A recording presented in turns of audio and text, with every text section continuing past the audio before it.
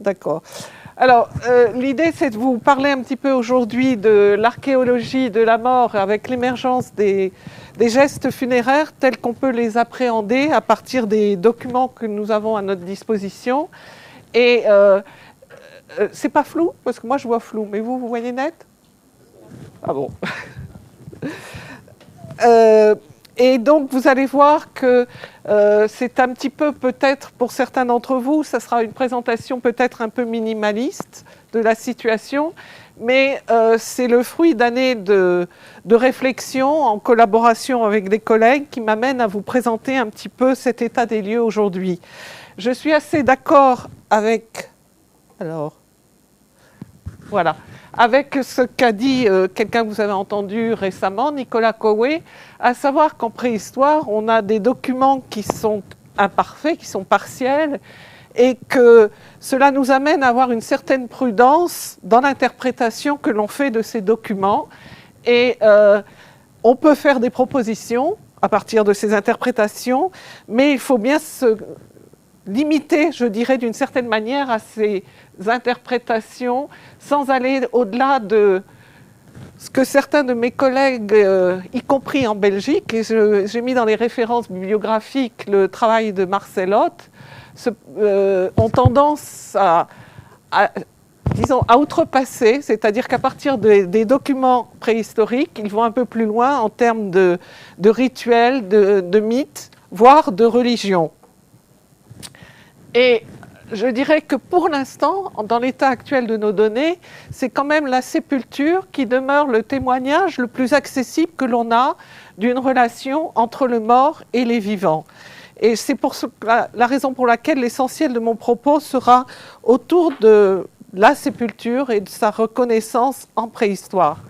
Alors, de brefs rappels, très brefs, du point de vue historique, ce que l'on sait évidemment aujourd'hui pour situer un petit peu les différents concepts.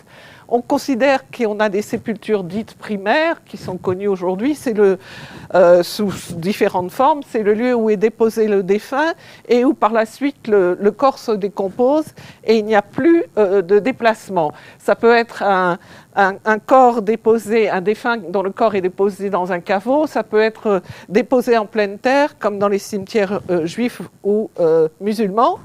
Et puis, on a des sépultures, au-delà de la sépulture individuelle, on peut avoir des sépultures primaires qu'on dit plurielles, et au sein de celles-ci, on a d'abord celles qu'on appelle multiples, qui sont des sépultures pour lesquelles on a la preuve qu'il y a eu un dépôt simultané ou dans un très court laps de temps de 2 ou plusieurs défunts.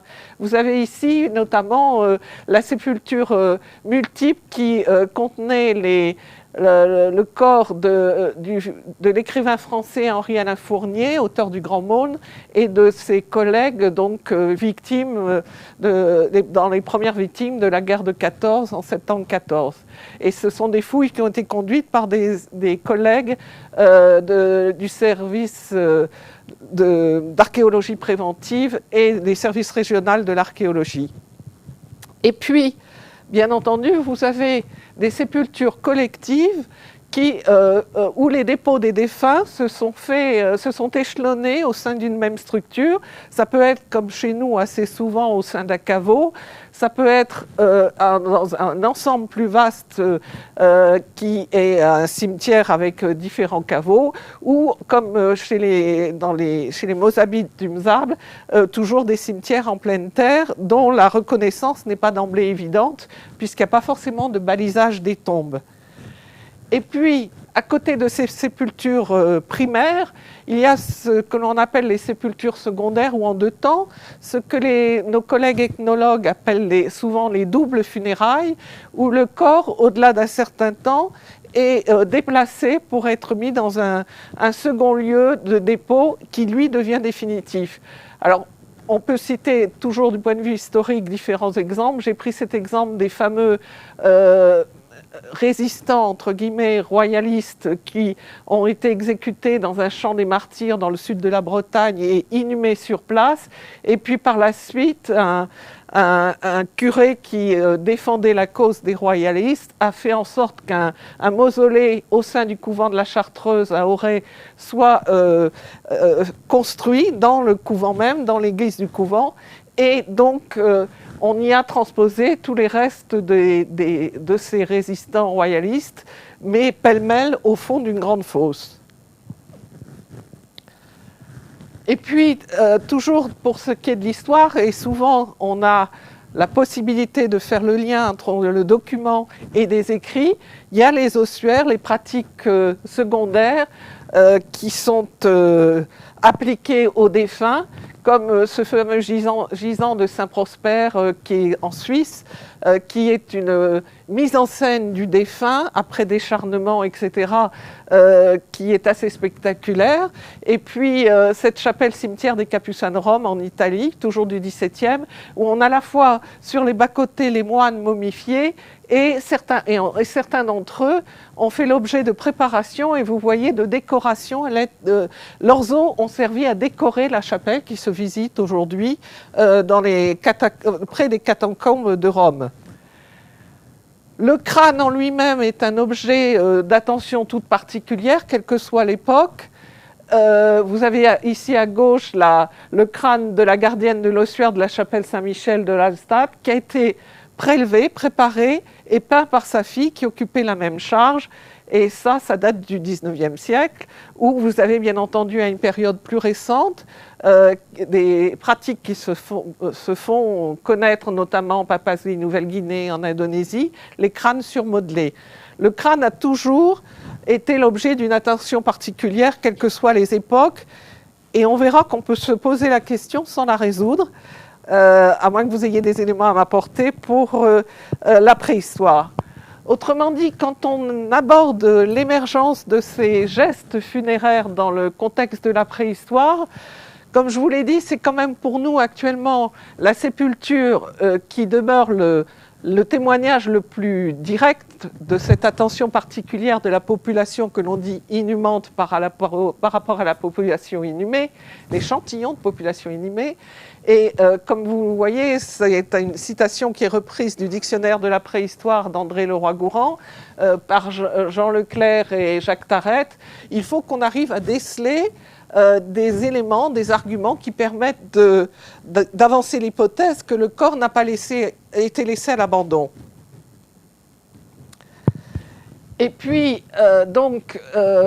plus on recule, si je puis dire, dans le temps, c'est-à-dire plus on s'éloigne des périodes récentes, en l'absence de sources écrites, en l'absence d'archives sur des mausolées, de gravures, etc., il est difficile, pour une culture ancienne, d'établir vraiment la notion d'intentionnalité du geste. Et je vais essayer de vous montrer quelques exemples qui me paraissent assez pertinents, même si ils ne font pas toujours tous l'unanimité dans la communauté des archéologues et des anthropologues. Et je dirais, tout dépend de ce que l'on entend par identification de preuves. Je reprends ce que je dis souvent aux étudiants. Que pensera l'archéologue du 3e millénaire quand par rapport au fameux jardin des souvenirs où on dépose aujourd'hui les os brûlés des défunts, est-ce qu'il identifiera ça au cimetière du 21e siècle ? Il n'y aura pas de preuve, il n'y aura rien qui lui permettra de penser qu'il y a eu un geste intentionnel au départ de la création de ce jardin du souvenir. Alors, cette introduction m'amène un petit peu à vous présenter comment on aborde l'étude de ces dépôts funéraires en préhistoire. Et bien entendu, on s'aide beaucoup du travail qui a été conduit par des collègues sur des périodes plus récentes, où les exemples sont plus fréquents, et au travail que ces collègues ont souvent pu conduire en collaboration avec des spécialistes de médecine légale qui ont aidé à mieux comprendre, vous allez le voir un petit peu, tout ce qui touche autour de la décomposition du corps. Et une fois que les viscères, les ligaments, les muscles disparaissent, comment peut évoluer le corps. Et cette estampe japonaise qui est du 19e siècle et qui a été publiée par un un auteur français, résume assez bien la situation. Depuis, vous voyez qu'il s'agit d'une femme dont le corps a été déposé dans un lieu à l'air libre. Ce corps subit une évolution en fonction des phénomènes taphonomiques, disons d'altération d'origine biologique, bactérienne, chimique, c'est-à-dire qu'il y a un gonflement du corps et un éclatement lié à l'action à la fois des bactéries, et ça paraît un peu sordide dans la digestion postmondiale de vous parler de tout cela, mais c'est l'évolution du corps, avec ensuite l'action, je pense que si, pour la flèche, j'utilise, parce que je ne peux pas utiliser mon pointeur. Ah oui, d'accord. Alors, je vais essayer, avec ici, l'action des prédateurs, qu'il s'agisse des oiseaux ou des petits carnivores, qui viennent altérer le cadavre. Et finalement, à la fin de ces différents processus, on a des os complètement disloqués, éparses, dispersés. Et le souvenir de ce dépôt funéraire va rester via un monument qui ensuite est érigé, où on a rassemblé les restes osseux et où la personne vient se recueillir de temps en temps. Mais c'est toute l'évolution que peut subir le corps dans les différentes étapes de la décomposition. Et ce qu'on va essayer en préhistoire, c'est de reprendre un peu ces éléments et d'essayer de comprendre comment on va passer du cadavre, si je puis dire, à l'état minéral qui est représenté par le squelette lui-même. Et nous avons au sein du laboratoire, à l'initiative d'Henri Dudet, pendant pas mal d'années, c'est un spécialiste du néolithique et donc de périodes où les vestiges humains et les sépultures et les pratiques funéraires sont plus nombreuses que pour les périodes anciennes de la préhistoire. Il a développé un petit peu une approche qu'il a appelée avec Bruno Boulestin l'archéothanatologie, du grec thanatos, la mort, qui est donc une archéologie de la mort où on replace finalement le corps au centre de l'étude de la sépulture proprement dite. Alors que pendant longtemps, on voyait en archéologie, notamment funéraire, l'attention était portée à la structure, éventuellement aux offrandes qui étaient associées, et le corps lui-même était un petit peu considéré comme un phénomène secondaire. Donc, comme je le disais, c'est avec l'appui de toutes les expériences que les médecins légistes peuvent apporter dans l'étude de l'évolution des cadavres, on peut mettre en place et établir une hiérarchie de l'évolution du corps après le décès, et essayer d'appréhender l'étude d'un dépôt funéraire en ayant ces éléments en tête.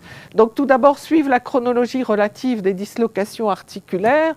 On constate aujourd'hui, et c'est un fait acquis, qu'il y a des articulations labiles, telles que les os des mains, des pieds, c'est-à-dire qui se disloquent très vite et qui, s'il n'y a pas de contexte pour les maintenir, vont s'éparpiller. Ces articulations dites labiles se distinguent des articulations persistantes. Je prends l'exemple notamment de celles qui associent la base du crâne à la première vertèbre cervicale, l'atlas, qui est une des articulations qui se disloque le plus tardivement. Et on verra que ça a son importance quand on peut étudier ce que deviennent les crânes ou des prélèvements de crâne, voir à quel moment ça a pu se faire, s'il y a l'atlas ou pas à proximité.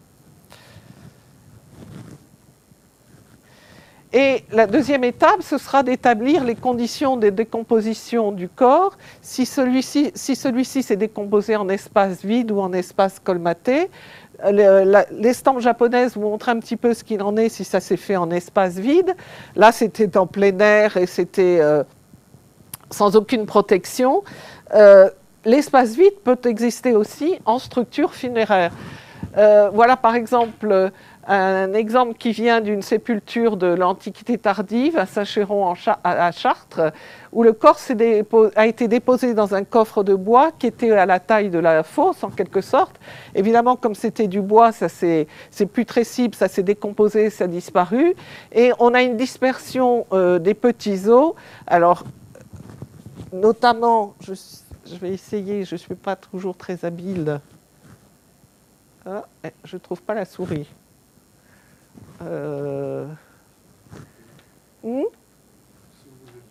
Non, ben non. Bon, j'essaye, mais désolée, je ne suis pas très habile. Bon, au niveau des genoux, vous avez les deux patellas qui ont bougé, qui ne sont plus en connexion, les deux petits os circulaires. Les os des pieds ont bougé aussi. Et surtout, tout le bloc crânio-facial a basculé en avant au niveau de l'abdomen. Et ça, c'était une sépulture qui n'a pas été comblée immédiatement, qui était en espace vide, et l'évolution a entraîné ce bouleversement. On a la même chose dans une tombe où il y a un espace vide qui est naturel et où il n'y a pas d'apport de sédiments ultérieurs. Et on a un semblant de préservation des connexions, c'est-à-dire qu'on a le squelette quasiment entier, avec disposé dans une apparente position anatomique non bouleversée. Et quand on regarde de plus près, on voit qu'il y a des dislocations qui se sont produites au niveau du tronc, avec une mise à plat des côtes, qui se sont produites au niveau de la connexion entre les os du bassin, les coxos et le sacrum. Donc les coxos, avec la disparition des parties molles des fesses, les coxos se sont ouverts et en éventail en quelque sorte et sont tombés à plat. Et des os qui se trouvaient en déséquilibre, comme les os des mains, sont en fait tombés du fait de la gravité et ont disparu, ont été disloqués aussi et n'ont plus leur position anatomique d'origine. En revanche, quand on a une décomposition en espace colmaté, on a un remplissage de la fosse qui fait que les connexions anatomiques sont maintenues, certes, mais il y a en plus des éléments qui sont pertinents pour établir que la fosse a été comblée immédiatement. Par exemple, vous voyez au niveau du tronc, du grille costal, le thorax a pratiquement gardé son volume original du fait de l'action des vers de terre, entre autres, qui au fur et à mesure de la décomposition des parties molles, il y a eu un déplacement du sédiment qui a comblé l'espace libéré. Et puis, au niveau des os du bassin, comme il s'agit d'un squelette d'enfant, les os du bassin, chaque os coxal est composé de 3 éléments séparés, ilium, pubis, ischium, et vous voyez que les os du bassin sont pratiquement restés dans leur position anatomique d'origine, avec la région de la symphyse pubienne ici, et surtout les os des mains qui se trouvaient en déséquilibre du fait de leur décomposition, des décompositions liées d'altération, ont maintenu leur position d'origine sur les os du bassin, n'ont pas basculé de chaque côté. Et là, on a plusieurs arguments qui permettent de poser l'hypothèse que le corps a été décomposé dans un espace qui a été immédiatement comblé et le sédiment a petit à petit remplacé l'espace délimité par les parties molles. Alors, dernier élément qui est important à prendre en compte, c'est les modes de dépôt. C'est reconnaître s'il y a eu un effet de contrainte, par exemple lié à la structure, qu'il s'agisse d'une fosse, comme le montre la photo de gauche, une fosse de petite dimension qui fait qu'on a tassé en quelque sorte le défunt dans cette fosse et certaines position a été maintenue du fait de cette contraction du corps dans un espace restreint.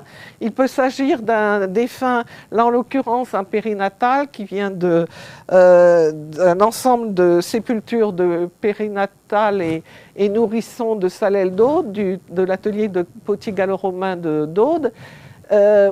Cet enfant, il avait été emmailloté, on a retrouvé une fibula, que vous voyez à gauche, qui est à la hauteur de l'épaule, qui fait qu'on peut penser qu'au départ, cet enfant était emmailloté. Ça, c'est connu par des textes pour cette période. En revanche, le traitement spécifique de cette classe d'âge n'était pas encore connu réellement avant qu'on fasse ces fouilles à Salelles-d'Aude. Et puis le dernier exemple, c'est celui qui est assez parlant lui-même, du corps déposé dans un cercueil de bois au départ qui a disparu du fait de l'évolution de cette matière, mais le cercueil en bois était lui-même dans un cercueil en plomb, ce qui fait que le corps est resté dans une position très étroite liée à la dimension du cercueil lui-même. Dernier aspect qui, je l'ai mentionné tout à l'heure à propos des sépultures donc collectives ou plurielles, pluriel et collectif, pardon, le dépôt échelonné dans le temps de défunts, eh bien, on peut avoir effectivement des regroupements de défunts au sein d'un même ensemble ou au sein d'une grande surface, quelle que soit la période. Vous voyez qu'il s'agisse du néolithique final ou du Natoufien pour le Proche-Orient, c'est-à-dire ce qui précède le néolithique. On a des pratiques très variées. Alors, abordons le vif du sujet qui est celui de la préhistoire. Je pensais que c'était important un petit peu de resituer la démarche en fonction de l'avancement des réflexions qui sont conduites actuellement au sein de la communauté.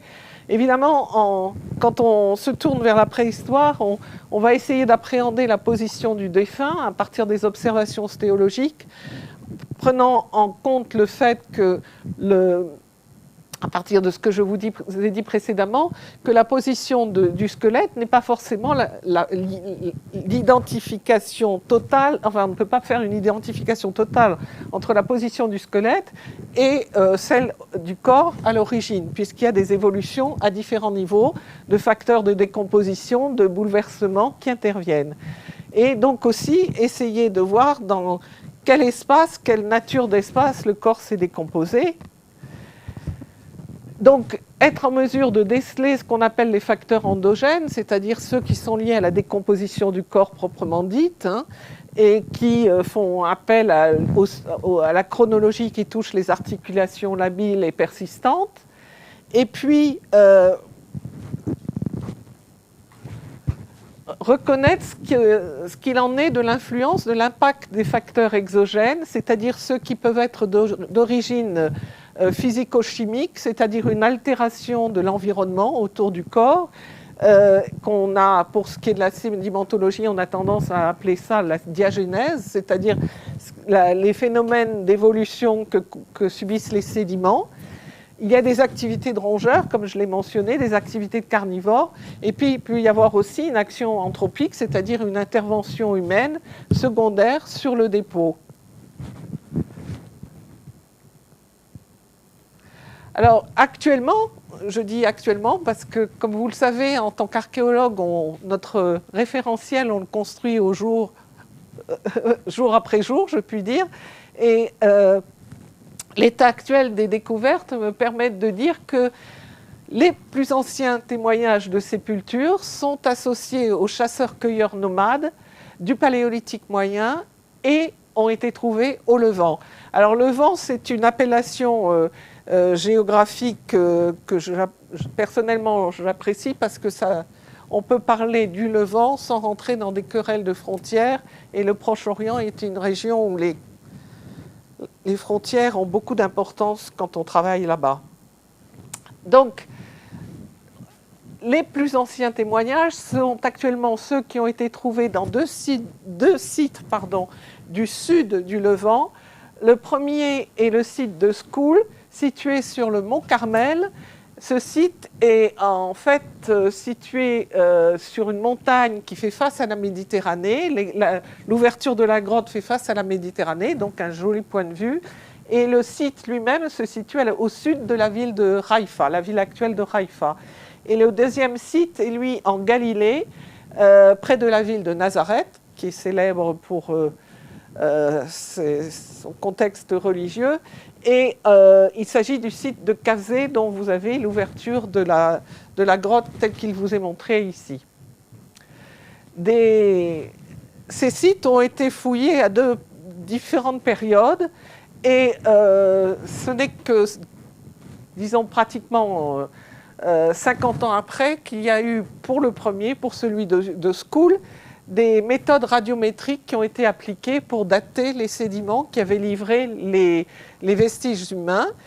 Comme vous le voyez, ce sont des datations dont vous avez certainement entendu parler au point de vue des méthodes, soit de thermoluminescence appliquée au silex brûlé, ou la résonance paramagnétique appliquée à de l'émail de gros mammifères. On avait des datations autour de 100 000 ans qui avaient été obtenues dans les années, fin des années 80, début des années 90. Et plus récemment, des nouvelles datations ont été proposées par Wedergrun et Rennergrun et ses collègues en 2005, toujours sur la base de combinaisons de résonance paramagnétique et autres, cette fois-ci appliquées soit directement à des ossements humains en contexte funéraire, soit à des os de faune associés à ces vestiges. Et vous voyez, cela aboutit à une fourchette chronologique un peu plus large, disons entre 110 000 et 130 000 ans avant notre ère. Donc un moustérien qui est relativement ancien, vous avez un aperçu des outils taillés ici. C'est une industrie lithique sur silex avec du débitage levallois qui ne déparerait pas dans un site d'Europe occidentale. C'est quelque chose qui est tout à fait classique au point de vue industrie moustérienne. Cette industrie, on la retrouve dans les niveaux donc, concernés de Cavzé, pour lesquels des datations selon les mêmes méthodes ont été appliquées à une période un peu plus ancienne que celle de Rennergrun qui sont récentes, c'est-à-dire fin des années 80. Et pour l'instant, qu'il s'agisse de la thermoluminescence ou de la résonance paramagnétique, on arrive à des datations un petit peu plus récentes, autour de 90 000 ans, puisqu'il faut toujours bien prendre en considération que même si on parle de datation absolue, elles sont quand même un petit peu relatives, puisqu'il y a un écart type qu'il faut prendre en compte. Donc on aurait des niveaux moustériens à Cavzé un peu plus récents que ceux de School. À School, donc, les fouilles ont été conduites par un trio, deux archéologues femmes anglaises et un anthropologue nord-américain, Theodore McCone, vous voyez, au début des années 30. Et elles avaient, on parlait ce midi d'ouvriers, elles avaient une équipe d'ouvriers efficace, en l'occurrence, qui était surveillée par l'anthropologue Theodore McCone. Et en très peu d'années, ce que l'on voit jamais aujourd'hui, rassurez-vous, enfin, je ne sais pas s'il faut que je le dise rassurez-vous, malheureusement, plus exactement, on ne voit jamais ça dans dans des niveaux moustériens, une découverte aussi importante de vestiges humains en si peu de temps. Vous voyez qu'entre 1929 et 1934, et en fait, l'essentiel a été trouvé en 1933 et 1934, il y a 10 individus qui ont été trouvés en contexte moustérien en avant de l'entrée de la grotte, dans une couche qui, pour les inventeurs, donc, ne dépassait pas 2 mètres d'épaisseur. Donc 10 individus que Theodore McCone ainsi que Dorothy Garrott et Dorothy Bate ont considérés comme autant de sépultures. C'est pour ça que McCone, en 1937, dans le premier volume consacré au site, parlait de la plus ancienne nécropole. En fait, quand on examine les éléments à notre disposition aujourd'hui, confrontation des archives écrites des personnes qui ont fouillé, des documents, eh bien, le constat est un petit peu différent. Encore une fois, c'est le constat que moi je fais qui peut être mis en cause, de 3 dépôts primaires individuels, 2 adultes et un enfant. Vous avez là la sépulture de l'adulte School 4, qui a donc été trouvé, lui, en 1932. On peut faire un certain nombre d'observations qui n'ont pas été forcément faites au départ toutes par les inventeurs. Disons que ce qui était sûr pour les inventeurs de cette découverte, c'est que le corps avait été déposé dans une fosse de petite dimension et, comme vous le voyez, dans une position assez contractée, reposant en partie sur le côté droit, avec des membres inférieurs très fléchis, avec les pieds pratiquement ramenés sous les fesses, les membres supérieurs également aussi fléchis, et les mains ramenées à la hauteur du visage. La tête était orientée à l'est, ça c'est une observation qu'avaient faite les inventeurs aussi, comme la taille de la fosse. Et ce qu'on peut observer aussi, c'est que les pieds sont pratiquement maintenus dans leur position d'origine, calés un peu en équilibre le long de la paroi de la fosse. Ça nous donne une indication de la taille de la fosse.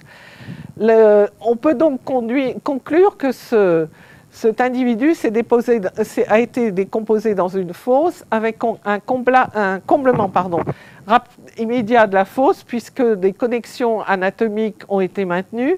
Il n'y a pas eu de déplacement des ossements en dehors du volume initial occupé par le corps. Et c'est un peu l'état des informations que l'on peut tirer. En revanche, évidemment, sous le poids des sédiments, et notamment de la diagénèse, parce que la couche dont provient ce dépôt a été très indurée. Il y a une bréchification des dépôts, donc une altération géochimique des dépôts, et on ne voyait plus du tout à l'époque de limite de la fosse proprement dite, c'est-à-dire de différence de sédiments entre ce qui était à l'intérieur de la fosse et ce qui était à l'extérieur. Le second exemple est celui d'un enfant qui, lui, a été trouvé dans une fosse de très petite taille, en position très contractée, comme McCone lui-même l'a fait remarquer. Et cette petite taille de la fosse peut expliquer notamment l'aspect contracté du squelette tel qu'il nous est restitué. Mais là encore, aller plus en avant, c'est-à-dire qu'on peut penser, compte tenu de certains déplacements, la tête qui a basculé secondairement, vous avez une partie de la tête ici, qu'on était dans un espace vide, je vais y arriver, voilà, toute la tête ici, les dents qui apparaissent ici, on avait sans doute un espace libre, qui n'a pas été comblé immédiatement. Le dernier exemple pour School est celui de l'adulte School 5. Cette fois-ci, la tête était orientée à l'ouest et elle était calée contre la paroi, elle n'a pas bougé, et avec la mandibule qui était en dessous à plat. Donc une indication là aussi indirecte de limite de la fosse. On retrouve là cette fois-ci l'individu repose partiellement sur le dos. On a des indications que les membres supérieurs étaient fléchis, que les membres inférieurs également étaient fléchis. C'est ce qui est confirmé par les quelques informations que donne Theodore McCone. Et on a donc là aussi une fosse de petite taille. Et pour la première fois et l'unique fois pour School, on a quelque chose d'un peu particulier. On a ici ce qui est entouré en rouge. On a la présence d'une mandibule de suidé, dont l'association des fins est difficilement contestable, puisqu'elle a été glissée, cette mandibule, sous l'avant-bras. Et donc, il ne s'agit pas d'un ajout au moment du réaménagement ou du comblement de la fosse.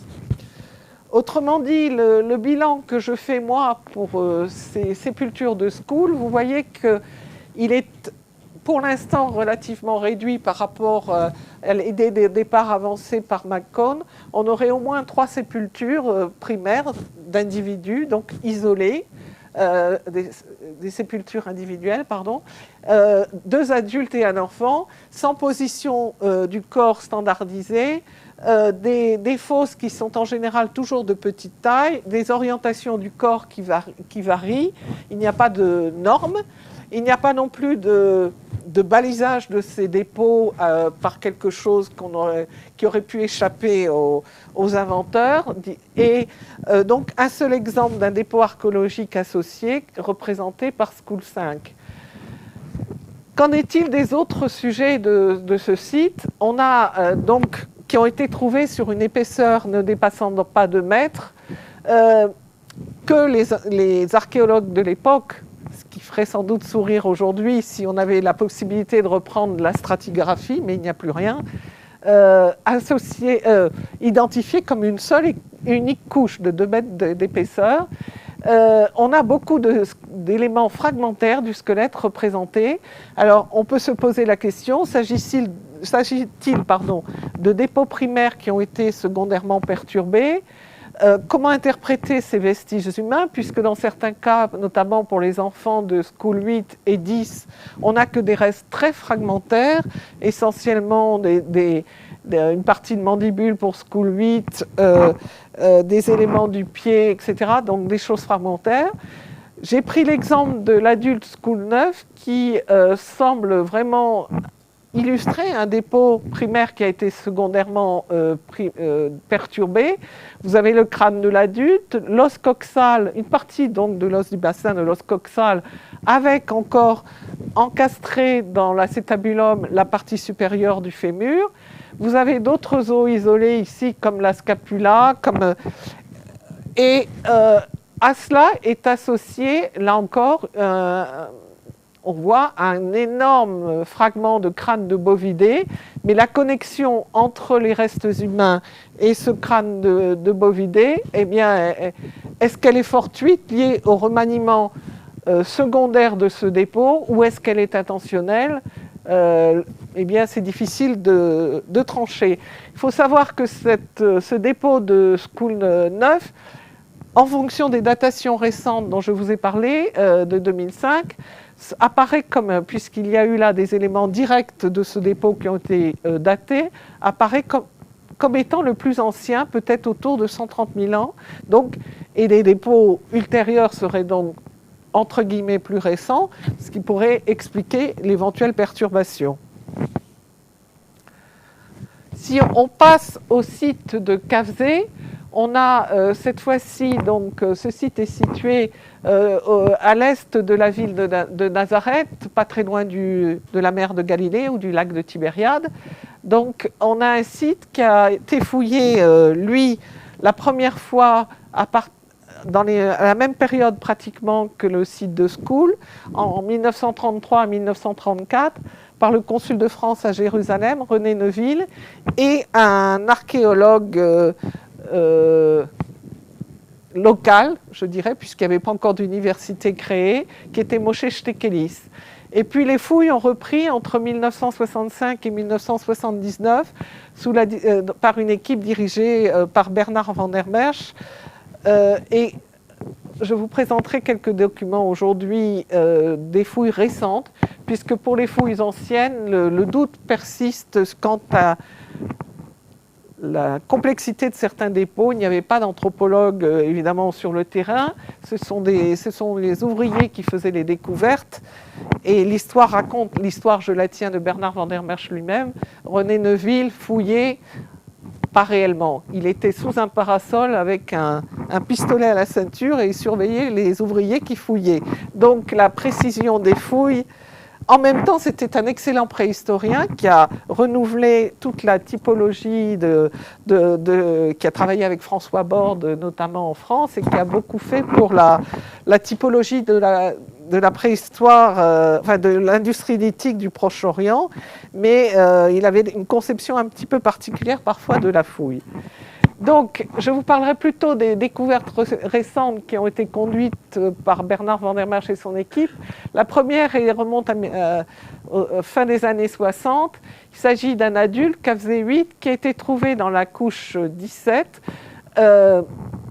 Comme tous les vestiges humains trouvés dans les niveaux moustériens de Cavzé, ils ont tous été trouvés dans la séquence stratigraphique qui est représentée ici, qui est ce qu'on a à l'époque appelé la terrasse, puisqu'encore une fois, c'est la partie en avant de l'ouverture de la grotte que vous avez vue sur une des diapositives précédentes. Donc, l'essentiel des vestiges humains, à deux exceptions près, proviennent de la même couche qui est la couche 17. Celui-ci a été trouvé dans une infractuosité qui était une niche naturelle, en quelque sorte, un creux naturel dans le rocher. Et comme vous le voyez, la description de Bernard van der Merch, il reposait sur le côté droit, orienté est-ouest, la tête à l'est. Et le reste de la position du corps a été assez difficile à préciser pour ce qui est des os des mains et des pieds et par rapport au reste du corps, puisqu'on était là aussi dans une couche 17 qui a subi une très forte diagénèse et une bréchification et une altération des dépôts. Le second, il s'agit de Cazéon, qui lui a été trouvé à la base de la séquence moustérienne, dans la couche 23, qui est représentée ici par cette étoile rouge. Et il a été trouvé donc dans une fosse qui a été creusée juste au-dessus du sol rocheux, une fosse qui faisait 1 mètre de long. Et la position du défunt était cette fois-ci nord-sud. La tête était appuyée sur la paroi nord de la fosse et orientée à l'ouest. Les membres supérieurs étaient pliés avec les mains ramenées à la hauteur de la face. Et comme vous le voyez, il y a secondairement un bloc, je vais essayer, qui a un énorme bloc qui a altéré ici, je ne suis pas très douée, voilà, qui a altéré les os du bassin et les membres inférieurs. Alors, ce dépôt est assez particulier pour le site, puisque comme vous pouvez le voir déjà sur cette diapositive, vous avez ici une partie de bois de renne qui est en contact direct avec les os de la main, qui elles-mêmes sont ramenées près de la face du sujet. Et il s'agit là du seul exemple de dépôt archéologique associé pour le site. Et disons, l'association aux défunts de ce dépôt est assez claire, en l'occurrence. Et c'est le seul cas pour le site. Et ça nous a intrigués, et puisqu'il s'agit d'un adolescent dont l'âge au décès peut être situé autour de 12 et 13 ans. Et en fait, ce jeune adolescent portait sur le côté droit du front une lésion traumatique crânio-encéphalique qui avait été au départ d'emblée détectée par Jean Dastug, un médecin que Bernard van der Merch avait consulté, mais qui avait conclu à l'époque qu'il s'agissait d'un choc bénin sans conséquence. En fait, on a repris l'étude avec mes collègues, puisque moi-même je ne suis pas paléopathologiste, donc je me suis tournée vers des spécialistes, Henri Dudet, Baro Raransbourg de l'Université de Tel Aviv et Olivier Dutour, qui est maintenant à Bordeaux. Et on a entrepris aussi de scanner ce crâne et de faire une reconstitution 3D virtuelle de l'endocrâne. Ça a été fait avec Hélène Coquegnaud, une collègue du laboratoire. Et moi, j'avais pu détecter certains éléments, mais qui ont été confirmés et même enrichis par cette analyse 3D. C'est-à-dire que par rapport aux autres enfants du site, je trouvais qu'il avait un volume de l'endocrâne relativement petit par rapport à des sujets plus jeunes du même site, et surtout par rapport aux adultes et au volume encéphalique des adultes du site. Et effectivement, avec cette analyse 3D, on a pu aller plus loin dans l'analyse, d'une part, pour évaluer le volume de l'endocrâne. Et cet enfant, qui avait donc autour de 12-13 ans au moment du décès, avait un volume endocrânien qui n'était que celui, en proportion, celui d'un enfant autour de 6 ans, c'est-à-dire qu'il n'avait pas eu un développement normal de l'endocrâne. Et par ailleurs, la lésion traumatique avait eu un impact sur les zones cérébrales sous-jacentes qui permettent de penser qu'il avait un problème à la fois, je dirais, d'ordre moteur et surtout de cognition. Donc on est allé plus loin dans l'interprétation sans pour autant aller dans un domaine qui n'est pas le nôtre au niveau d'un rituel comme pourraient faire des collègues ethnologues peut-être à partir de connaissances verbales, orales, de discuter pourquoi cet adolescent qui avait donc manifestement, qui a survécu quelques années à son traumatisme, et effectivement, y a-t-il eu compassion de la part des vivants, puisqu'il a été pris en charge par les vivants. Et finalement, si c'est la seule sépulture pour laquelle on a une forme d'offrande associée aux défunts, on peut se poser la question du statut de cet enfant au milieu de sa communauté.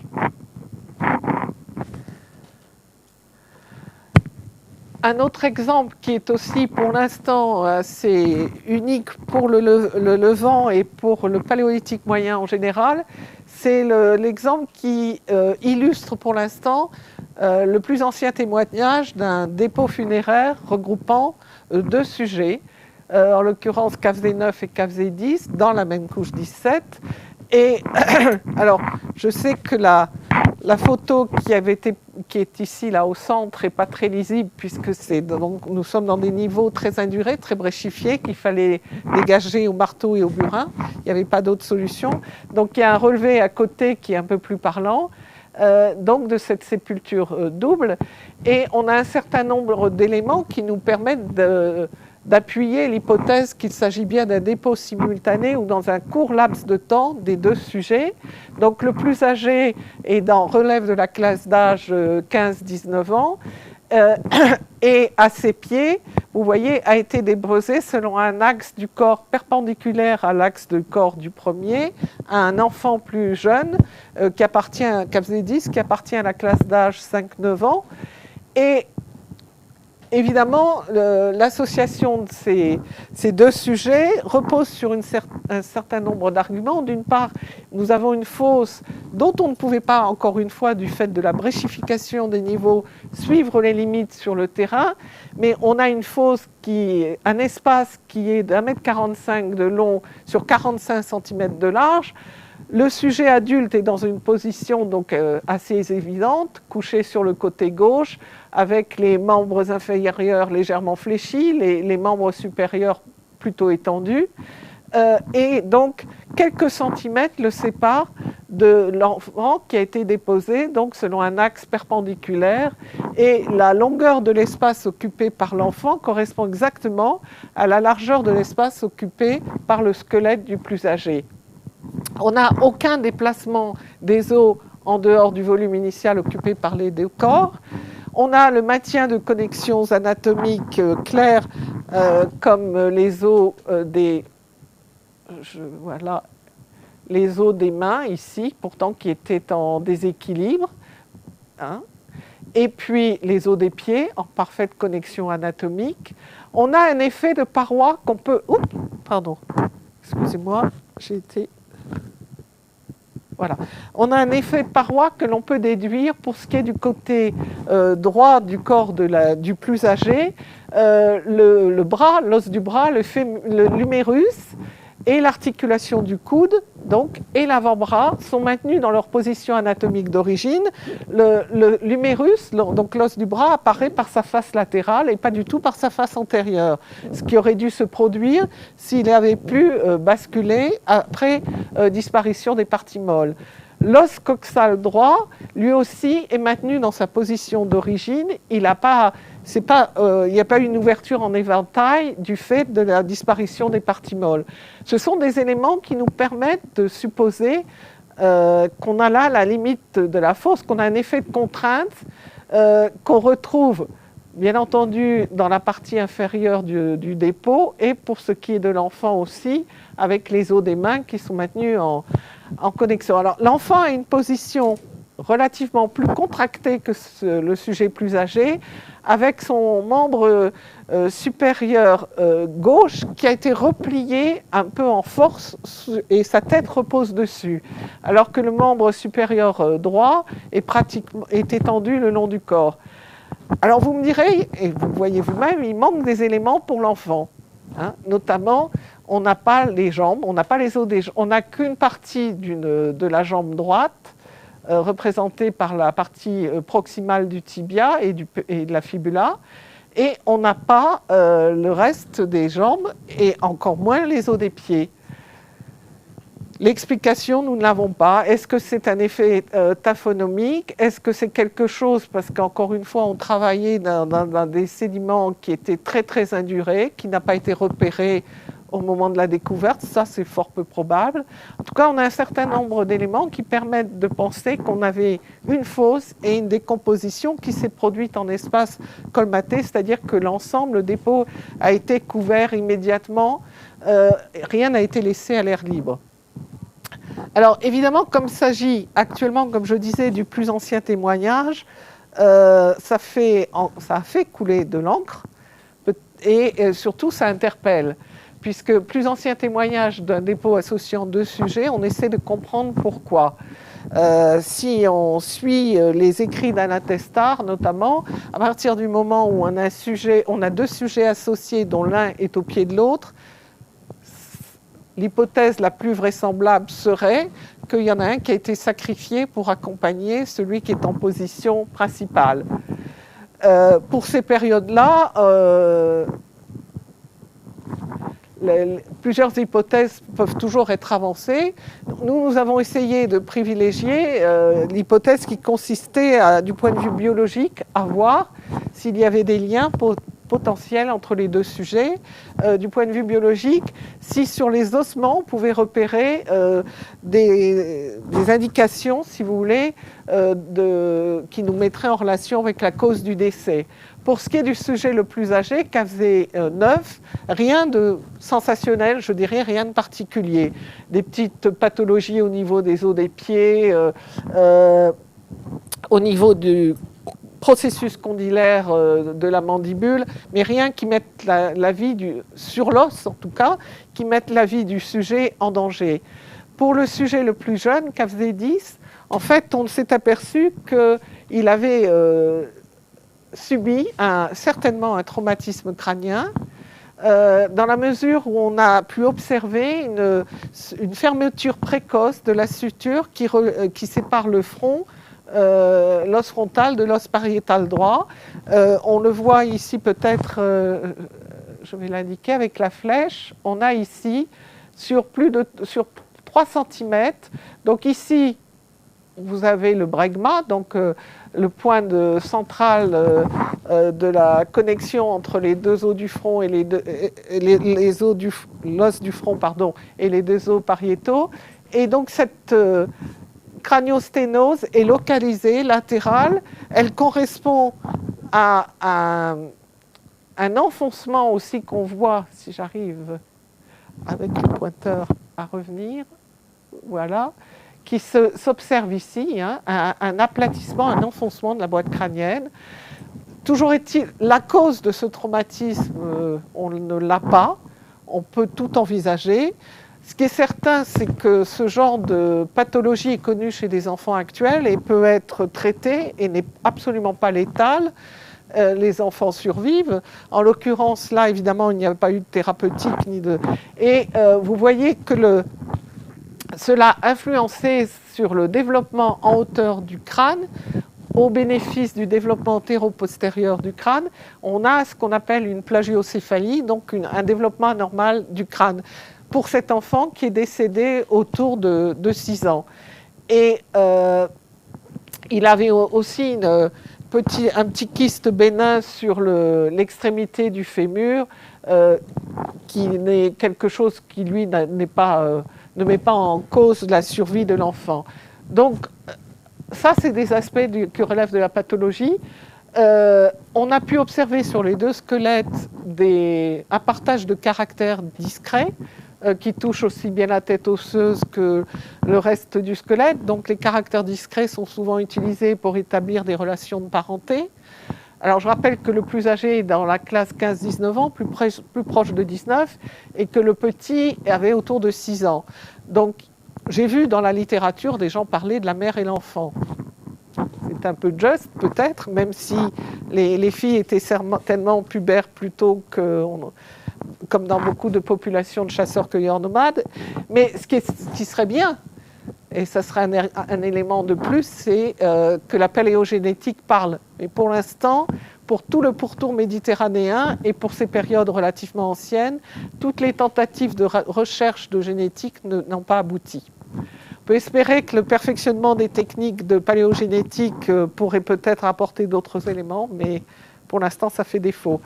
Alors, pour Cavzé, je voulais mentionner 2 autres exemples, parce que j'ai fait allusion au début dans mon topo aux facteurs exogènes qui peuvent perturber les dépôts primaires. Je vais mentionner un qui, lui, est d'origine géochimique, qu'on a pu suivre sur le terrain, qui était matérialisé par un chenal qui a lessivé toute une partie du squelette de cet enfant, qui fait que toujours dans des niveaux très bréchipiés, on a une disparition totale de la partie moyenne et inférieure du squelette. cet enfant reposait sur le dos et il est décédé autour de 8 à 10 ans. Quand je mets toujours autour d'eux, c'est parce qu'on utilise les critères dentaires et osseux actuels et qu'on applique ça à des jeunes chasseurs-cueilleurs nomades de 100 000 ans. Donc c'est pour ça que je dis j'ai toujours autour d'eux. Donc sa tête était à l'ouest, alors que d'autres fois la tête était orientée différemment. Et le second exemple est celui de cet individu adulte qui a été trouvé en 1979 et pour lequel on a une explication pour ce qui est du facteur exogène qui, elle, cette fois-ci, est d'origine anthropique, c'est-à-dire que Neuville avait fait un sondage, enfin plus exactement les ouvriers arabes avaient fait un sondage sous la direction de Neuville et ils travaillaient comme souvent à cette époque-là avec une pioche et ils faisaient un sondage de manière circulaire. Donc on a l'indication du sondage au fond et dans la partie de banquette qui restait à fouiller, on a mis au jour une partie d'un squelette qui en fait a été tronqué ici lors du sondage ancien, ce qui fait que, comme la photo est peut-être difficile à lire, il y a un relevé temporaire schématique qui avait été fait à côté qui vous montre un peu la position du corps.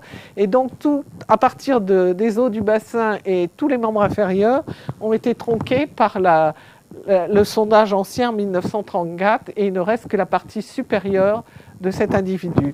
Donc pour ce qui est du site de Cavzé, où il y a quand même un certain nombre d'exemples qui peuvent être discutés, vous voyez que le nombre de sujets pour lesquels on peut discuter le dépôt intentionnel, le dépôt funéraire, en rouge, est relativement limité par rapport au nombre d'individus identifiés. Et les petits astérix correspondent à des individus qui sont représentés que par des dents isolées pour bien les distinguer du reste des individus. Donc un nombre relativement faible par rapport au nombre d'individus identifiés, quelque chose qu'on retrouve assez systématiquement pour la période. Pardon. Alors, qu'en est-il pour d'autres sites plus récents du Levant, qui correspondent à des sites où l'industrie moustérienne qui a été mise au jour est relativement plus récente que celle mise au jour à School et à Cavzé.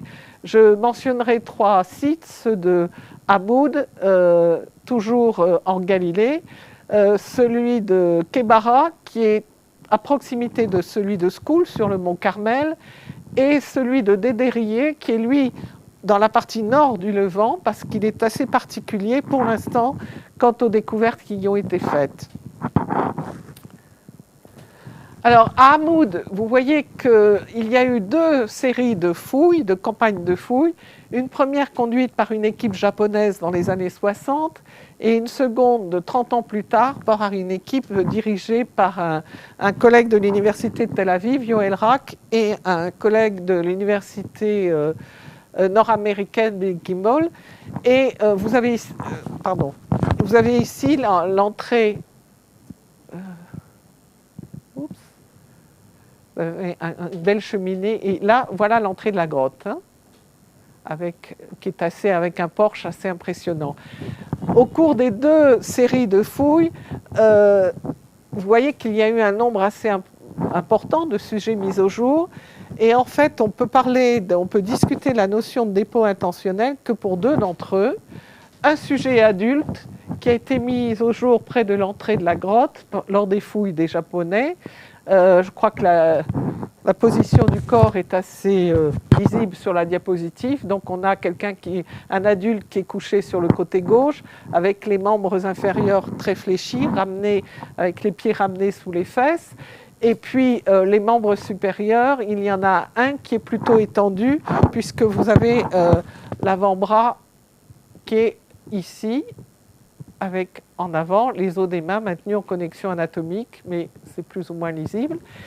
Et il y a eu un sujet adulte, donc, et plus récemment, lors des fouilles dans les années 90, un dépôt d'un enfant dont l'âge au décès est situé dans la classe 0-11, c'est-à-dire en fait il avait autour de 7 à 8 mois au moment du décès, et lui a été déposé dans une anfractuosité naturelle, dans une niche, dans un niveau qui a pu être daté, puisque par la thermoluminescence, donc qui est autour de 60 000 ans, et ce sujet reposait dans une niche et probablement s'est décomposé en espace vide, c'est-à-dire que le dépôt n'a pas été comblé immédiatement.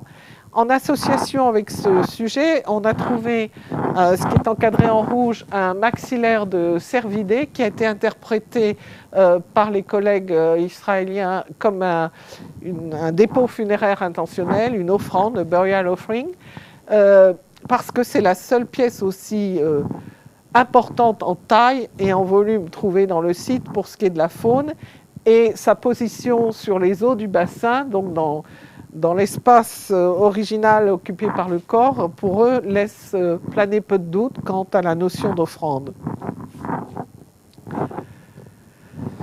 Je passe au site de Kebara, qui lui aussi est situé, vous voyez, au sud, sur la diapositive en haut avec la carte, au sud de la ville de Haïfa aussi, mais au sud du site. Ici, vous aviez le site de School, dont j'ai parlé tout à l'heure, et ici, le site de Kebara, qui lui est situé dans la partie sud de la montagne du Mont Carmel.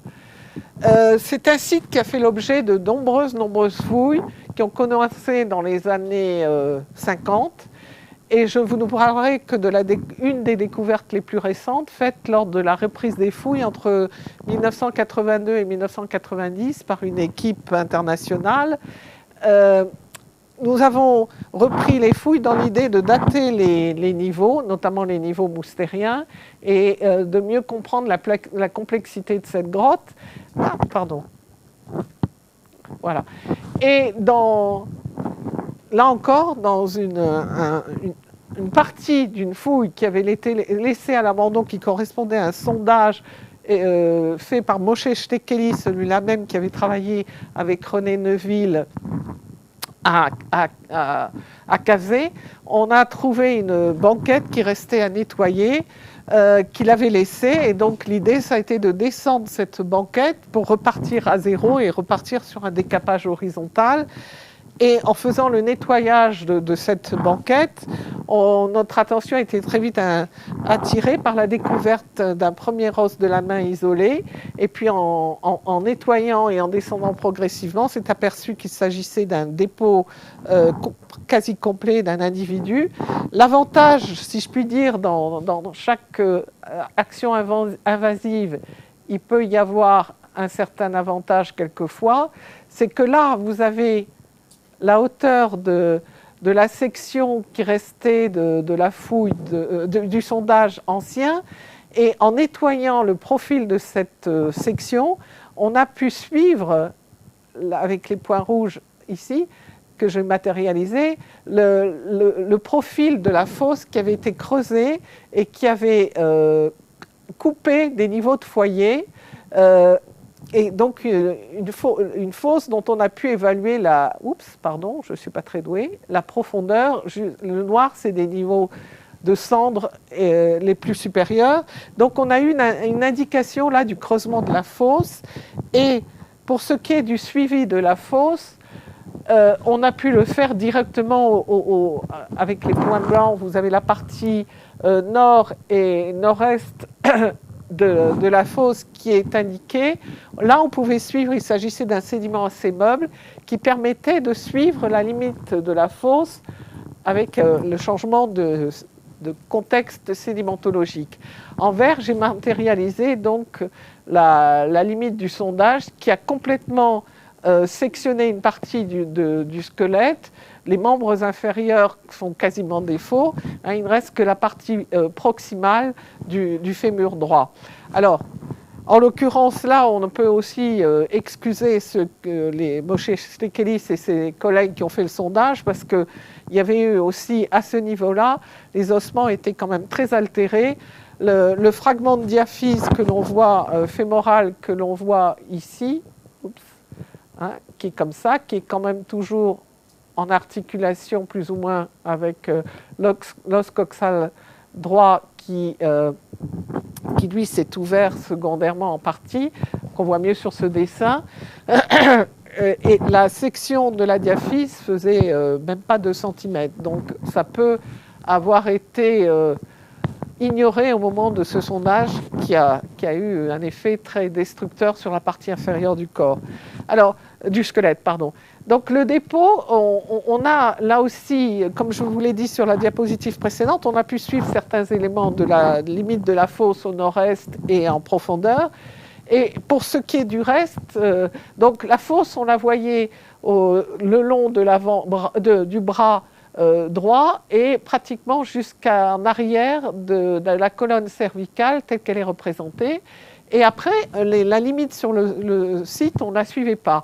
On a pu la déduire sur le côté droit du corps avec cette présence pas le droit, excusez-moi, c'est ma dyslexie naturelle. Avec le fait que l'humérus apparaît, lui, là encore par sa face latérale et pas du tout par sa face antérieure, et qu'au niveau des os de l'os coxal, on a, comme vous le voyez, si j'arrive avec, voilà, ici, l'os coxal de ce côté-là a été maintenu dans sa position d'origine. Vous avez le pubis ici, la symphyse pubienne. Il n'y a pas eu d'ouverture du coxal. Donc on a là des éléments assez pertinents pour suivre la limite de la fosse de ce côté-là, du côté ouest du dépôt. On a des connexions anatomiques qui sont bien maintenues au niveau des os des mains, des poignets. Pour ce qui est du poignet gauche, en fait, on voit que les os sont en partie dispersés, mais c'est parce qu'il y a eu un petit terrier qu'on a pu suivre à ce niveau-là. On n'a pas d'affaissement du grille costal, on a le maintien du volume du tronc, ce qui est assez exceptionnel. Et on a donc assez d'éléments pour penser qu'on a une décomposition en espace colmaté avec remplissage progressif du dépôt dans la fosse. Comme vous le voyez, la mandibule repose à plat et il n'y a pas le crâne. Et en fait, plusieurs éléments nous permettent de poser une hypothèse sur l'absence du crâne. Et comme toutes les hypothèses, elles mériteraient d'être vérifiées, mais nous n'avons pas retrouvé le crâne en continuant à fouiller pendant plusieurs années. La première vertèbre cervicale, l'atlas, est maintenue pratiquement dans sa position d'origine. Et donc, on a toute la séquence des vertèbres cervicales. En avant de l'atlas, on a l'os hyoïde, qui est un os donc, qui fait partie de l'appareil de la phonation, qui est le seul à se fossiliser, qui est composé d'éléments mobiles, qui ont des connexions via des ligaments et autres, mais qui disparaissent lors de la décomposition. Et il est maintenu pratiquement à la hauteur de la 4e vertèbre cervicale. Et donc, la mandibule repose à plat. Donc, autant d'éléments qui nous permettent de supposer que le crâne devait se trouver en position surélevée par rapport au reste du corps et qu'il a peut-être été déplacé secondairement à un moment où la dislocation entre la première vertèbre cervicale et le crâne était réalisée, c'est-à-dire quand il n'y avait plus de partie molle. Et en fait, de crâne, on a retrouvé, alors ce n'est pas sur la photo, il faut me croire sur parole, on a retrouvé adjacent à la 3e molaire inférieure droite, on a retrouvé la 3e molaire supérieure droite. Les 3e molaires, quand on a la chance de les garder, donc les dents de sagesse, ont souvent les racines qui fusionnent pour former un cône. Et quand vous prélevez un crâne, quelquefois c'est la dent qui tombe assez souvent parce que le maintien dans l'alvéole n'est pas le même que pour les autres molaires supérieures, j'entends, qui ont 3 racines. Et pour la 3e molaire supérieure, la fusion des 3 racines fait qu'elle bouge plus dans l'alvéole. Donc, nous avons posé l'hypothèse que sur ce dépôt primaire, on avait prélevé le crâne. Dans quel but? Nous ne le savons pas. Ce que nous savons, c'est qu'au-dessus, il y a eu de nouveau des niveaux de foyer et d'occupation, mais nous n'avons jamais retrouvé le crâne. Alors, dernier site du Levant avant de passer rapidement à l'Europe, c'est celui de Dédérié au nord du Levant.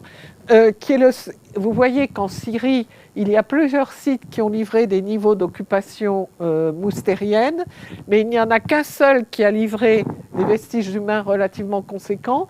C'est celui de Dédérié, dans la vallée de l'Afrine, qui a été fouillé par nos collègues japonais et syriens dans les années 90.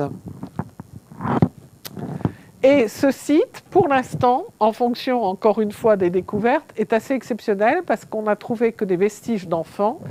Dans un moustérien, sur la base des similitudes avec les sites d'Europe, de Kébara et d'Hamoud, les collègues pensent être autour de 50 000 ans, mais les datations restent à faire. Et ce site donc, a livré les vestiges de 2 enfants, l'un en contexte relativement simple. Il s'agit d'une sépulture d'un sujet dans une fosse, assez grande, la fosse. L'enfant reposait dans une fosse et sans doute s'est décomposé dans un espace relativement vide. Et on a une indication d'une position, sans doute initialement, la tête devait reposer sur cette plaque calcaire et a basculé secondairement et la mandibule du cou a glissé vers l'abdomen. Les collègues Sultan Muhsen et Takeru Akazawa font état de la présence ici, au niveau de ce qu'ils appellent la hauteur du cœur, d'un éclat de silex que vous voyez, ils pensent pouvoir être un indicateur d'un rituel quelconque, mais sans aller bien au-delà dans l'interprétation. Ce qui est sûr, c'est qu'on a une décomposition dans une fosse relativement grande, en espace libre. Le second a été trouvé dans une fosse de dimension plus petite, 70 sur 50 cm de profondeur, 25 cm, et il s'agit d'un dépôt où les vestiges sont très perturbés, mélangés à de la faune, et on peut suivre les collègues quand ils pensent que c'est peut-être un dépôt primaire qui a été secondairement perturbé. Dans les 2 cas, il s'agit d'enfants dont l'âge au décès est situé autour de 2 ans, et ce sont les seuls témoignages pour ce site de Dédérié connus à ce jour. Si on fait un bilan pour le Levant, avant de passer à l'Europe, vous voyez que la localisation des dépôts funéraires est variable. Elle peut être à l'intérieur de la grotte, comme à Kébara, à Hamoud ou Dédérié, en avant de l'entrée de la grotte, comme à Skoul et à Kafzé, dans une fosse qui a été creusée ou dans une niche naturelle. Il n'y a pas de position particulière quant à l'âge, et adultes et enfants peuvent avoir été inhumés. Dédérié, en fonction des connaissances actuelles, reste un cas un peu à part, puisqu'on n'a trouvé que des vestiges d'enfants, de la même classe d'âge, en plus de la classe 1-4 ans. Il n'y a pas donc de normes, de standards pour ce qui est de la position des corps des défunts, et il s'agit toujours de sépultures individuelles, et il n'y aurait qu'un seul exemple de sépulture multiple représentée par la découverte de Kafzé. Il s'agit de sépultures primaires. On aurait un cas d'intervention différé avec Kébara 2, sans que l'on puisse aller un peu plus loin dans l'interprétation. Et puis, il y a des dépôts qui sont perturbés, comme à Skoul, à Dédérié, et on peut s'interroger quant à l'origine de leur perturbation, un lien avec des activités des chasseurs-cueilleurs nomades eux-mêmes. Le nombre de sépultures reste inférieur à celui des sujets identifiés, ça c'est une constante, et c'est un des arguments des détracteurs du fait sépulcral avant le Paléolithique supérieur, mais on pourra y revenir, parce que le Paléolithique supérieur n'est pas beaucoup plus probant pour ce qui est du nombre d'individus. Et puis, il y a très peu d'activités symboliques, entre guillemets, de dépôts associés aux défunts. J'ai mentionné à School 5, à Kavzé 11 ou à Mood 7. Alors, pour ce qui est de Kavzé, il y a d'autres traces d'activités symboliques comme de l'ocre, des coquillages marins perforés, des silex ocrés qui montrent que l'ocre a été travaillé. Mais comme vous le voyez, la sépulture ocre et coquillages marins ne sont pas dans les mêmes couches, sauf à une exception pour la couche 23 dont provient le sujet inhumé Kavzé 11. Au Levant, ces dépôts intentionnels sont le fait de populations moustériennes différentes du point de vue biologique, entre 30 000 et 55 000 ans. On a des premiers hommes modernes à School et à Kavzé. Il semble y avoir un consensus international pour ça. Pour ce qui est de Kébara, Hamoud et Dérié, le débat reste entier actuellement, avec une majorité de personnes qui considèrent qu'il s'agit peut-être de néandertaliens du Levant, alors que d'autres pensent qu'on a une autre population d'Homo sapiens qui a pu subir des influences entre l'Afrique et l'Asie, puisque le Levant est un corridor entre l'Afrique et l'Asie. Qu'en est-il de l'Europe et des néandertaliens sensu stricto ? Il faut bien reconnaître que les découvertes sont relativement anciennes. Comme vous le voyez là-dessus, avant 1900 pour ce qui est de la vallée de Néandertal, de Feldolfer et de Spie, on va y revenir, au début du XXe pour certains sites français, et la découverte la plus récente, à la fin du XXe, a été faite au Caucase, à Metsmaïskaya. Donc l'inconvénient d'être face à des documents très très anciens. La première découverte que certains identifient comme une sépulture, mais qui pour moi soulève beaucoup de questions, est celle de l'homme de Feldhofer, le fameux homme de Néandertal, mis au jour en 1856, qui a été une découverte fortuite, accidentelle, dans l'exploitation d'une carrière de calcaire, et on a beaucoup d'éléments qui font défaut. Pourtant, on a une grande partie du squelette qui a été retrouvée. Parler de sépulture là, je pense que nous ne pouvons pas, de mon point de vue, faute d'éléments de terrain. Après, nous avons à la fin du XIXe siècle un ensemble très connu de la plupart d'entre vous, de la région de la province de Namur, les découvertes faites à Spie, où on a 2 adultes essentiellement qui ont été trouvés, et cette grotte fait l'objet de et le matériel qu'elle a livré fait l'objet d'un travail actuel qui est toujours en cours par les collègues de l'Institut royal des sciences naturelles de Belgique. Et une monographie est en préparation, on en saura sans doute beaucoup plus. Je vous donne quelques éléments de ce qu'a mentionné Patrick Semal et ses collaborateurs en 2008 sur la nature des dépôts. Là encore, il s'agit d'une fouille de la fin du XIXe siècle. Et je suis sûre que l'exploitation des archives faites par nos collègues de l'Institut nous permettra d'en savoir beaucoup plus que ce que l'on a pu appréhender pour l'instant. Il n'en reste pas moins que là, nous avons des datations relativement récentes par rapport à tout ce que j'ai évoqué avant, puisque des datations ont été publiées qui mettent cet ensemble autour de 36 000 ans, donc un moustérien relativement récent. Le cas de la chapelle aux Saints en Corrèze, qui a été fouillé au tout début du XXe siècle par les abbés Buissoni, avec des techniques de fouille assez rudimentaires. Et on a une fosse relativement courte, ça a été décrit, d'1,45 m de long et profonde de 30 cm, où on a trouvé un sujet adulte en position contractée. Et on a trouvé que cet individu est en dépôt relativement central à l'intérieur de la grotte, ce qui a laissé penser à l'époque qu'on avait sans doute là un sanctuaire.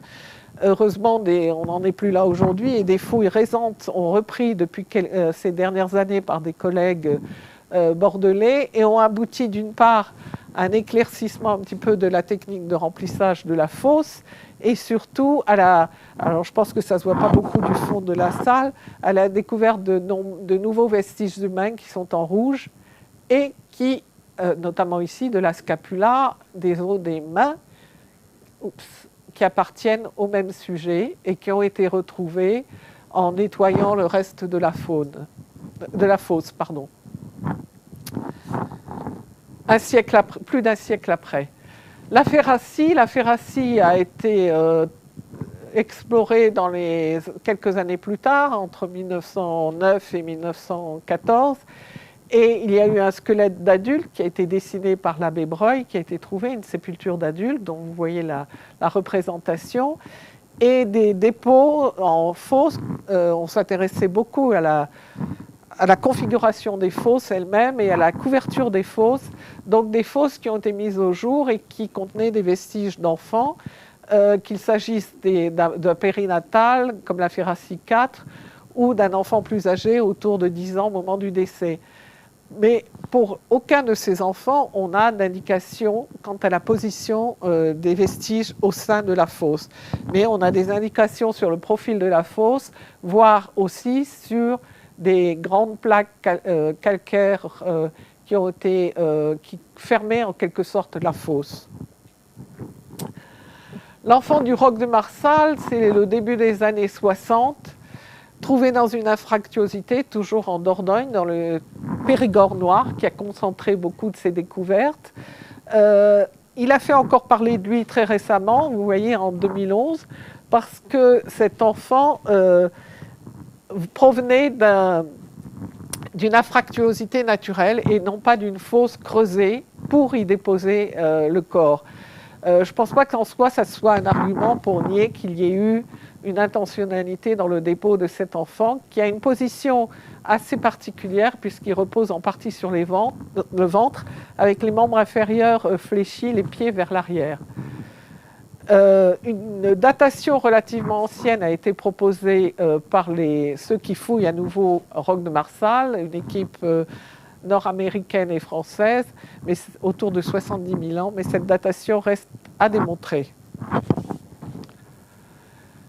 Le Rigourdou, toujours les années 60, vous voyez, on a des éléments assez probants, mais qui méritent quelquefois d'être revus, et c'est le cas actuellement pour le site du Rigourdou. C'est une fosse qui a été comblée par un tumulus de blocaille et qui contenait les restes d'un sujet adulte. Et à côté de cela, il y avait une fosse qui contenait des os d'ours et de cerfs. Et on a une industrie moustérienne qui a été réévaluée par Alain Turc et, comme je le disais, une révision de la faune qui aboutit à l'identification de nouveaux ossements humains qui appartiennent à l'adulte.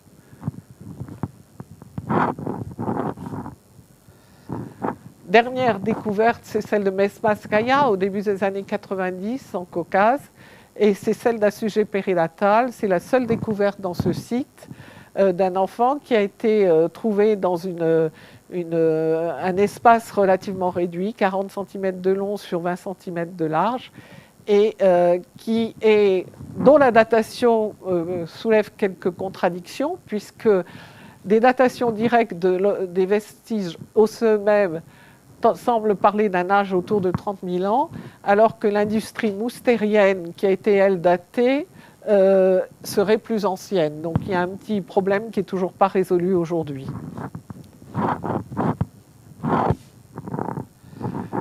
Je terminerai avec l'histoire du moustier parce qu'elle est assez révélatrice de tout le travail de révision qui peut être fait sur des fouilles anciennes. Le moustier a été fouillé au début du XXe siècle, notamment a donné lieu à 2 séries de découvertes, dont celle de Perroni, dans une fosse dont le profil a été relevé et bien ciblé, large de 50 cm à son sommet et profonde de 40 cm.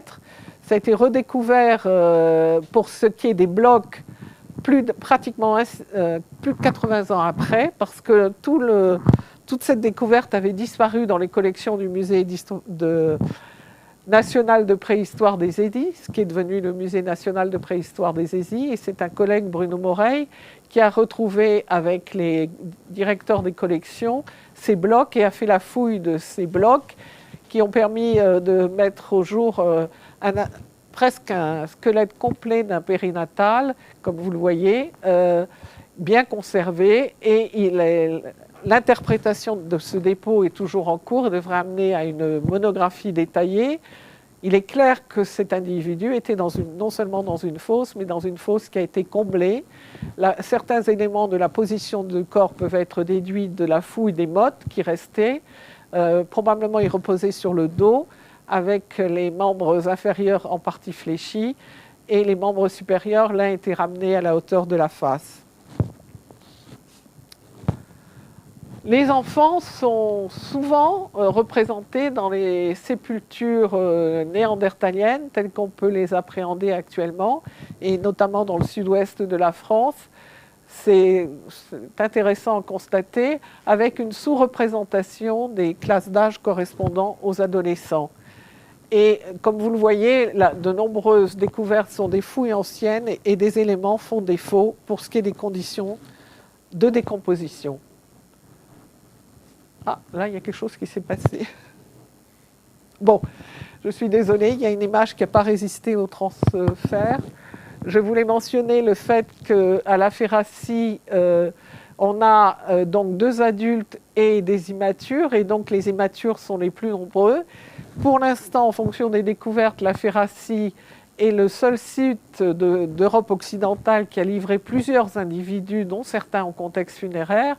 Et je ne pouvais pas résister à rapprocher ce cas assez particulier du sud-ouest de celui de Cavzé, où on a un pourcentage non négligeable de sujets immatures qui ont été mis au jour. Moins nombreux, mais quand même assez conséquents. Donc, premier témoignage de regroupement des défunts. Je ne sais pas si on peut aller jusque-là.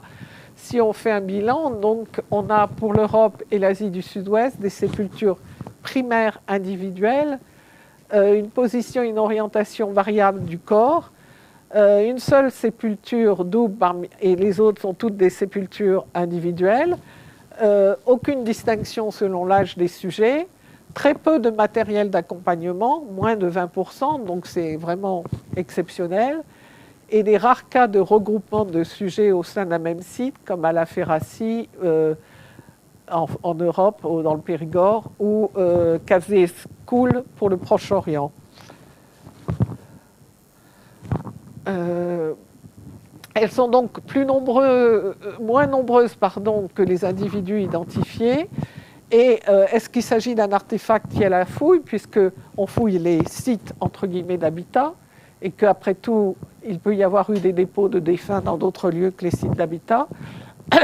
Il peut y avoir aussi, là vous avez l'exemple de Kébara, où il y a plus de 25 individus qui ont été identifiés, et on peut parler de dépôt intentionnel que pour 2 d'entre eux, même s'il y a encore des discussions. Peut-on envisager d'autres pratiques mortuaires ? Évidemment, comme le mentionnent depuis un siècle et demi les collègues, il y a beaucoup de crânes et de mandibules isolés. Le premier d'entre eux, je suis en Belgique et je tiens à le mentionner, reste l'enfant d'Angis II, qui a été mis au jour en 1833 par Schmerling et qui n'a été reconnu comme fossile néandertalien qu'1 siècle plus tard par Charles Frépon. 1833, c'est 23 ans avant la découverte de fameux hommes de Néandertal, hein, et avant les travaux de Charles Darwin. Donc, effectivement, dans ce site, on a les fragments, une grande partie de la tête d'un sujet immature, dont l'âge au décès est autour de, disons, de la classe, plutôt la classe 1-4 ans, plus proche de la limite supérieure. Il n'y a pas d'indication qui permette d'aller plus loin dans l'interprétation de cette présence isolée de ce crâne d'enfant. Au compte des interprétations quelquefois discutables, il y a l'exemple de ce crâne isolé de Guattari en Italie qui avait été trouvé dans les années en 1939.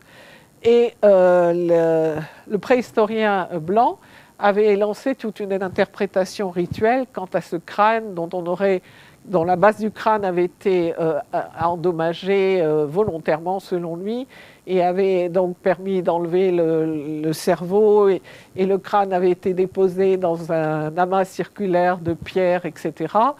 Et donc un rituel des crânes qui avait même recueilli l'assentiment, curieusement, d'André Leroi-Gourhan, qui était par ailleurs très réticent sur le culte des crânes.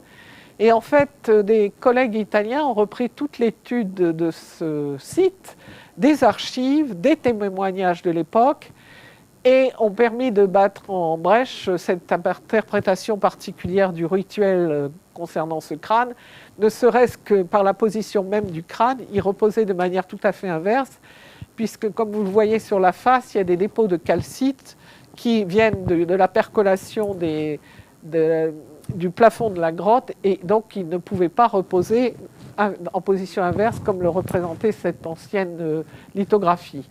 Donc, un exemple parmi d'autres de ce qu'on peut discuter sur le culte, entre guillemets, accordé au crâne au Paléolithique moyen.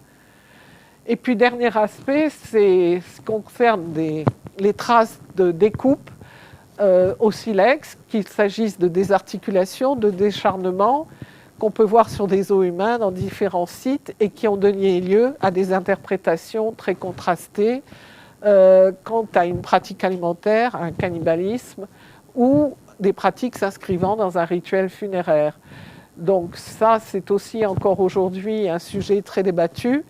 Il n'y a pas de raison a priori d'exclure le cannibalisme sensu stricto, qu'il soit alimentaire ou rituel, mais peut-être pour ces périodes-là, il nous manque des éléments pour aller très en avant dans la discussion et l'interprétation. Alors, juste, j'ai réinsisté plusieurs fois sur le fait qu'il y a très peu de sépultures pour ces périodes-là. Je prends juste l'exemple en comparaison de ce qui se passe pour le Paléolithique supérieur et la culture gravétienne, qu'on situe autour de 29 000 ans en Europe. Donc on a toujours des chasseurs-cueilleurs nomades, des hommes dits anatomiquement modernes, donc supposés identiques à nous. Et vous voyez que la distribution, ne serait-ce que pour les sujets immatures, des sépultures n'est pas plus abondante qu'elle ne l'est 60 000 ans avant pour le Paléolithique moyen.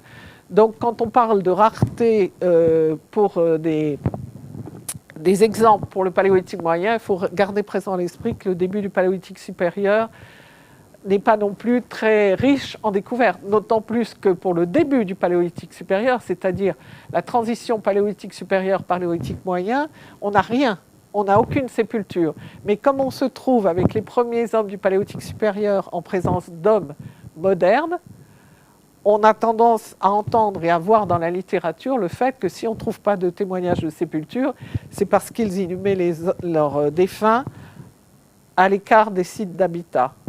Et je replace cela dans le contexte général très brièvement pour ce qui est des pratiques funéraires.